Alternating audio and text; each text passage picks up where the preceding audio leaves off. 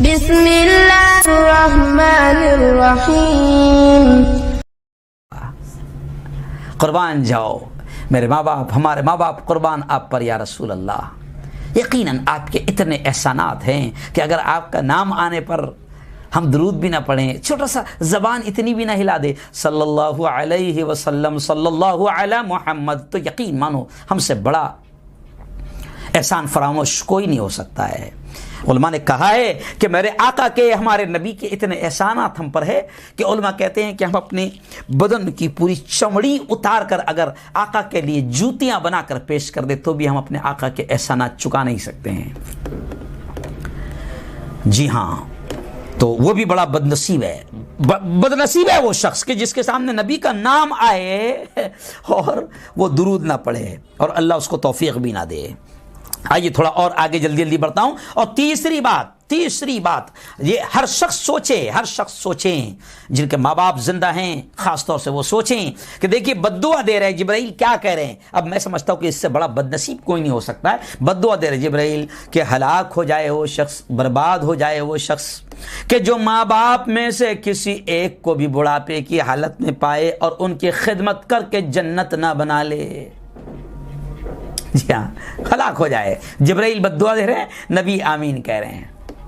अब अगर किसी को माँ बाप मिले वो बड़ा खुश नसीब, और माँ बाप मिलने के बावजूद, क्योंकि जब नबी ने कह दिया कि उसके माँ के कदमों तले जन्नत है, बाप जन्नत का दरवाजा है, नबी ने कह दिया रिज़ल रब्बि फी रिज़ल वालिदैन, नबी ने कह दिया कि तेरे माँ बाप राजी तो रब राजी, तेरे माँ बाप नाराज तो रब नाराज। जी हाँ, अब बदनसीब वो है कि जिसको माँ बाप मिले। बड़ा अफसोस होता है ये कहते हुए भी कि कभी कभी माँ आती है, कभी कभी किसी का बाप आता है, और कभी कभी दोनों बूढ़े आते हैं और अपने औलाद के ताल्लुक से रोते हैं अपनी औलाद के ताल्लुक से, अपनी औलाद को बद्दुआएं देते हैं। यहाँ जिब्राइल बद्दुआ दे रहे हैं, नबी आमीन कह रहे हैं, और दुनिया में माँ बाप भी बद्दुआ देते हैं। तो कितना बड़ा बदनसीब इंसान वो होगा कि जिसको माँ बाप मिल जाए और वो उनकी खिदमत करके अपनी जन्नत ना बना ले। खैर आइए फटाफट और आगे आपको बता दूं, रूहुल बयान, तफसीर रूहुल बयान एक बड़ी किताब है। तफसीर रूहुल बयान में अल्लामा इस्माइल हक़ी रहमतुल्लाहि अलैह ने बड़ी प्यारी बात लिखी है कि बदनसीब के निशानियाँ क्या है। बदनसीब की हम बोलते हैं ना निशानियाँ क्या है ना, क्या अलामतें हैं। तो मैं थोड़ा सा अब तेज़ बोलूँगा। उन्होंने कहा कि बदनसीब की पहली निशानी जो अहादीस से भी मिलती है, कसरत अक्ल और कसरत शुर्ब। क्या मतलब? दिमाग आपका काम नहीं करेगा कि बदनसीब की निशानी पहली क्या बताइए। कहा कि जो बहुत खाता हो, बहुत पीता हो। अब यहाँ पर सिर्फ हराम खाने की बात नहीं बल्कि जायज़ खाना है, लेकिन हदीस के इशारे मिलते हैं कि बहुत खाने वाला इंसान भी बदनसीब है, जो हमेशा खाते पीते। आप देखो कुछ लोग ऐसे रहेंगे आपको कि हमेशा खाते पीते दिखेंगे, उनका पेट ही नहीं भरता है। अच्छा, उनको अगर दिन में 10 मरतबा नाश्ते का बोल के बैठेंगे तो नाश्ते भी करेंगे, और नाश्ते में इतना खाएंगे कि खाना शर्मा जाए। समझ रहे आप? और ये हदीस में कि जिसको ये आदत लग जाए, उसका पेट ना भरे और हमेशा खाते रहे, हमेशा पीते रहे, तो हदीस में आता है कि ये बदनसीब इंसान है, क्योंकि उसकी भूख नहीं मिट रही है। भूख नहीं मिट रही है तो कमाएगा कितना मेरे यार?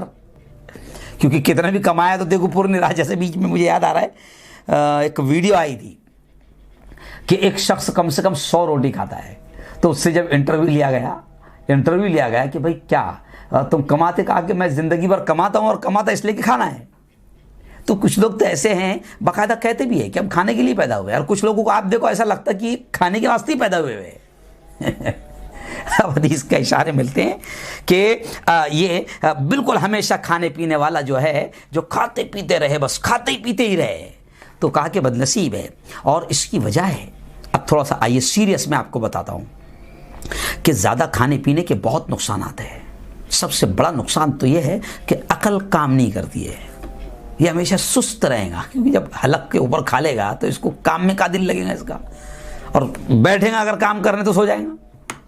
आप देखो, आप कुछ लोगों को बाकायदा ऐसे ऊँगते रहेंगे हमेशा। खाए हुआ है अभी आप, आज जुम्मा है, जुम्मा में मस्त टिका के आते खूब हलक तक के, और अच्छी बात हो रही, बयान हो रहा है, अल्लाह रसूल की बात हो रही है, मगर खाकर इतना आया हुआ है कि बैठ ही नहीं जा रहा इससे।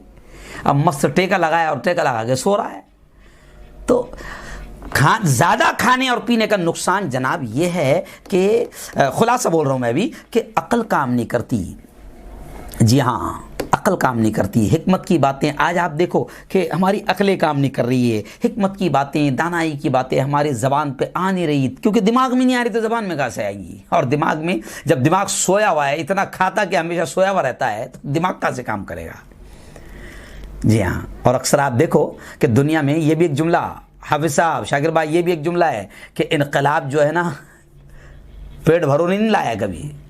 दुनिया में इनकलाब जो आया है ना वो भूखों नहीं लाया है, भूखों नहीं लाया है। जी हाँ, तो बदनसीब है वो जो हमेशा खाता पीता रहे। आइए अगली दूसरी बात और मिसाल देकर अल्लाह के हबीब सल्लल्लाहु अलैहि वसल्लम ने बाकायदा समझाया है, मिसाल देकर समझाया कि ज़्यादा खाने पीने से अकल काम करना छोड़ देती है, हिकमत और दानाई की बातें नहीं आती, दिमाग काम नहीं करता है। तो अल्लाह के हबीब ने मिसाल दिया कि दिल भी, मिसाल देकर समझाया कि दिल भी एक खेती की तरह है।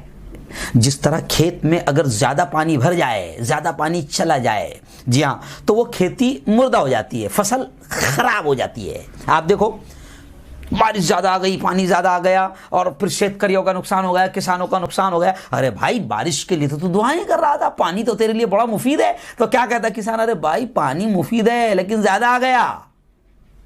क्या आया? ज़्यादा आ गया। तो ज़्यादा खेती में अगर पानी चला जाए तो खेती मुर्दा हो जाती है, खराब हो जाती है, तबाह हो जाती है। इसी तरह कहा है कि दिल भी ज़्यादा खाने और पीने से मुर्दा हो जाता है।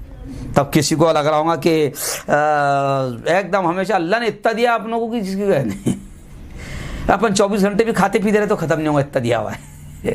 तो कहा कि नहीं, ये खुशनसीबी नहीं है, ये बदनसीबी है। और आज आप देखो कि हमारा दिल मुर्दा हो गया है क्योंकि खा रहे पी रहे बस। तीसरी चीज़ क्या कहा? ज़्यादा सोना, ये भी बदनसीबी की अलामत है। आज आप देखो, आपको सोसाइटी में, हमारे